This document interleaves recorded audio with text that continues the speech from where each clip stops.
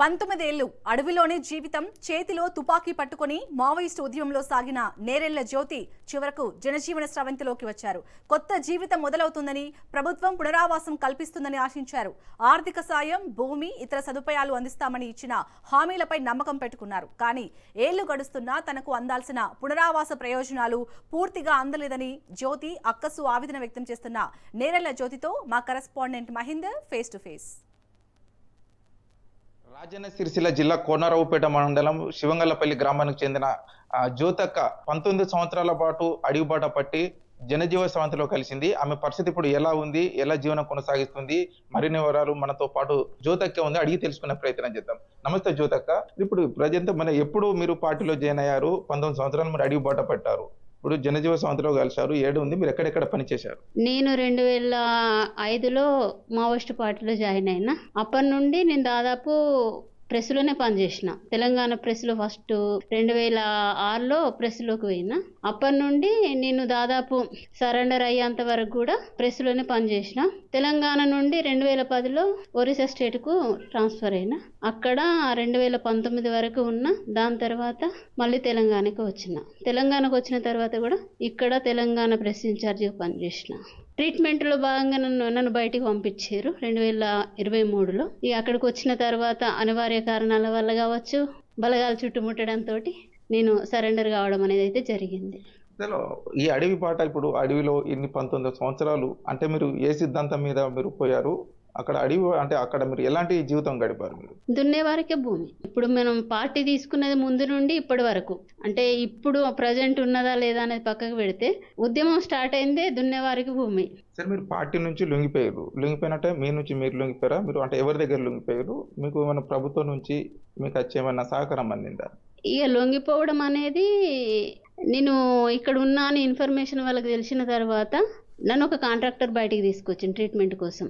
అక్కడ నుండి ఎస్ఐబి వాళ్ళతో మాట్లాడి, తర్వాత కేటీఆర్తో కూడా మాట్లాడి నన్ను కమిషనర్కు కాంట్రాక్ట్ కల్పించారు. సుబ్బారాయుడు ఉండే అప్పుడు కమిషనర్గా. ఇక్కడికి తీసుకొచ్చి నన్ను సరెండర్ చేయించారు. సరెండర్ చేయించిన తర్వాత నాకు 5 lakhs ఇచ్చారు. తర్వాత నాకు రావాల్సినవి జీవనభృతి కానీ ఇంకేది కానీ నాకు అందలేదు ఇప్పటి వరకు అయితే. చాలాసార్లు కలెక్టర్ ఆఫీస్కి పోయినా. దాదాపు నేను 3 సంవత్సరాలు అవుతుంది ఇంటికి వచ్చి. 3 సంవత్సరాల నుండి నేను ఎన్నిసార్లు కలెక్టర్ ఆఫీస్కి పోయినా నాకే తెలియదు. దాదాపుగా నేను వచ్చినప్పటి నుండి 3 కలెక్టర్లు కూడా మారారు. అంటే అందరికీ కూడా నేను ఎంతమందికి లెటర్స్ ఇచ్చినా కూడా ఎలాంటి స్పందన అయితే లేదు.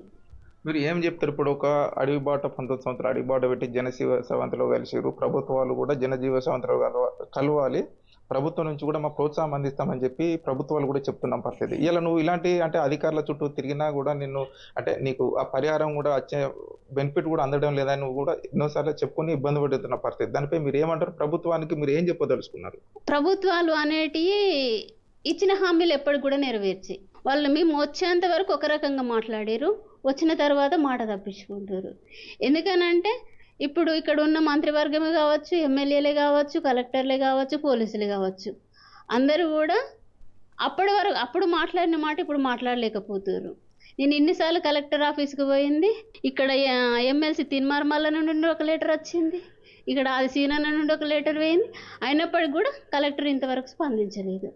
అంటే 3 సంవత్సరాల నుండి వీళ్ళ ఇటనే నడుస్తున్నాయి. ఇప్పుడు నన్ను చూసి మన జిల్లాలో ఇంకెవరైనా ఉన్నా, ఈ పార్టీ వాళ్ళైనా ఏ పార్టీ వాళ్ళైనా, మనం ఇస్తామన్న హామీలు వాళ్ళు నెరవేర్చినప్పుడు నన్ను చూసి ఇంకా వేరే వాళ్ళు కూడా రావడానికి అవకాశం ఉంటుంది. లేదు, ఇస్తామన్న హామీలు మనమే ఇవ్వలేదు అనుకున్నప్పుడు వేరే వాళ్ళు రావడానికి ఉంటుందా?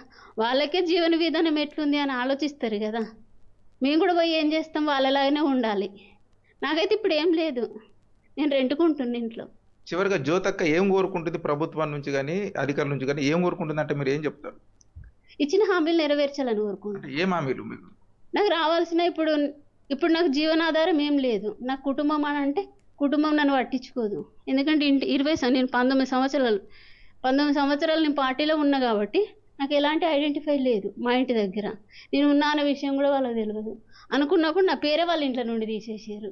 నేను ఇప్పుడు ఒక అనాథలాగానే ఉండాలంటే, కాబట్టి నాకు ఎటువంటి జీవనాధారం లేదు. కాబట్టి నాకు ఇస్తానన్న అగ్రికల్చర్ ల్యాండ్ ఇచ్చారు అనుకోండి, వ్యవసాయం చేసుకొని బతుకుతా. ఎందుకంటే నేను ఇంతకాలం భూమి కోసమే కొట్లాడిన. భూమి కోసమే కొట్లాడిన కాబట్టి నేను బయటకు వచ్చిన తర్వాత నాకే భూమి ఇవ్వనంటే నేను కొట్లాడి లాభం ఏముంటుంది? నాకు కనీసం ఇల్లు కూడా లేదు. హౌస్ ఫ్లాట్ ఇస్తా అన్నారు, అది కూడా ఇవ్వలేరు. ఇస్తే వాళ్ళు ఇచ్చిన హామీలు నెరవేర్చిరనే ఆలోచన నాకుంటుంది. నన్ను చూసి ఇంకా మిగతా వాళ్ళు రావడానికి అవకాశం కూడా ఉంటుంది.